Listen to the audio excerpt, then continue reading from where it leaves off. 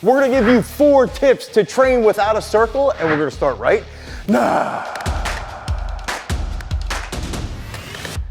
So one of the big factors around throwing is that typically if you're training in high school, if you're training collegiately, you're gonna have access to a shot circle or a discus circle, okay? So you have a 7-foot circle or a 2.5-meter discus circle. One of the two is very likely if you're gonna be training at that level. Now, one of the things that might happen is if we're inside, because it could be the winter time, and you're not privileged enough to be in a really cool setting where they have an indoor setup, you might have to train outside, or you might have to train without a circle. And I'm actually thinking back to a story of TJ Wiggins, and he's a discus thrower that we worked with throughout Throws University during COVID.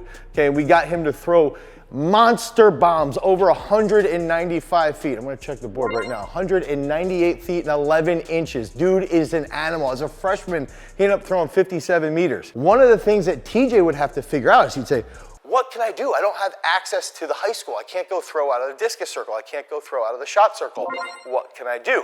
And so if you're in this specific situation, we've got to figure it out. And that's where these 4 tips are going to come into play. So hopefully you can implement them today so you can help continue to grow as a shot putter or discus thrower. So that first big tip is that you can focus on specific areas of your throw. I'm going to share another quick story of Alex Rose, who threw 70 meters 39 last year. Okay, and one of the big things with Alex is that he works a full-time job as a salesperson, and what he does is he travels quite a bit. And so oftentimes he might send me videos of doing drills inside of a hotel gym, or even in the hotel hallway, or even in his hotel room, where he's just focused on opening here past 180 and then picking up, or doing something like a 360 drill here to think about being balanced on that left side.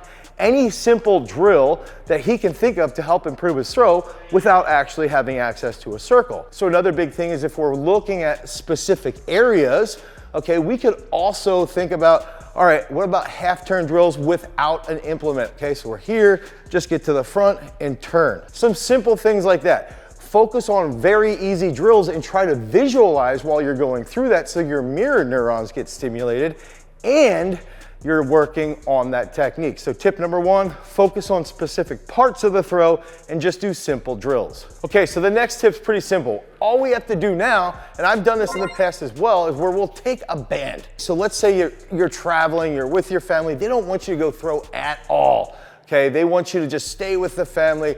No, you can't go take 100 throws by yourself and dream about the days of becoming an All-American. You have to hang out with your mom and dad all the time. If that's the case, what you can do is just say, Mom, Dad, while we're in the hotel room, I need to do like 30 finishes with the band, okay? So we can set up the band here and we can focus on actually finishing the throw here for the discus or even here for the shot. Just feeling the ground, okay, and feel that rotation. Now, the other thing you could do is you could attach this to an immovable object and feel that tension and feel that hip rotate. And this is gonna help you feel that finish if you're not able to get the necessary amount of reps of actual throws. So another thing that we could do is even use this where we have tension in this left hand. We wanna stay as level as possible. And you can set up your cell phone, video yourself while you're doing a banded drill or a banded half turn or a banded stand and try to emulate the technique in that smaller, more confined area. Again, this is something that you could do with like 30, 40, 50 reps in a very short time frame, and it's still going to lead to better throws. So that third key tip, and this is really easy, and this is something that you can do where if you have chalk, I can set up and I can go, okay, I've got size 12 feet, so I'm very fortunate in that regard. I can go 1, 2, 3, 4, 5, 6.5, so it's actually gonna be about 1/2 foot here, right? So I can draw a circle here. Just a little circle. Okay, and then I can say that this part is also a circle. So we can actually use some type of marker.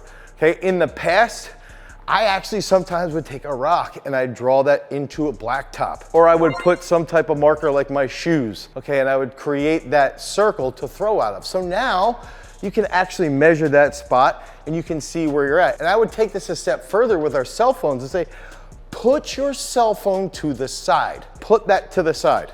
And if you put that to the side, now you can video yourself and you can see where your feet are grounding. So if I would take a spin here, okay, and I'm landing way in front of the line, we've got to shorten that up. We got to make sure that we're a little bit tighter with that first step so that we can get into the front of the circle if we're throwing the shot out of that 7 feet circle. And this is going to go along with that fourth key tip, is that oftentimes, even if you don't have anything, you don't have a wrist strap, you have nothing to throw with outside of your implement, just find some blacktop, find some ground, find some place, and just go out and take those stands. Take half turns. You could do that in your sneakers, and oftentimes I believe that if you're just going out and taking 30 half turns with shoes on out in the grass, like sneakers, right? And you're throwing off of grass, you will still have some sense of a benefit. You will still think about the throw. You will still think about the technique. You will still think about the movement pattern. Don't not do something. That's that big factor. So the third key here, draw the circle, engage with the circle, and do a lot of non-reverses. So if you're worried about, I don't have a toe board, just do a lot of nons where you get to the front and you hit it. And if you get used to doing that, now you're gonna work the front a little bit better. You're gonna hit that non-reverse position a lot better. And that's also something that you can do if you don't have access to blacktop, if you don't have access to a parking lot, if you don't have access to a sidewalk. And that's the unique part here is with throwing, is that we don't really have to have a circle. We can get very unique and we can measure it out with our feet and we can understand what that distance is gonna be. Okay, so use all 4 of these key tips. Don't let anything get in your way of your training. And if you guys need help with your training, head over to throwsuniversity.com and you can pick up a technical analysis. You can get training inside of our app Peak Strength, or you can get our custom programming from Coach Sam Weeks, where we're gonna help you drop some monster bombs. Peace.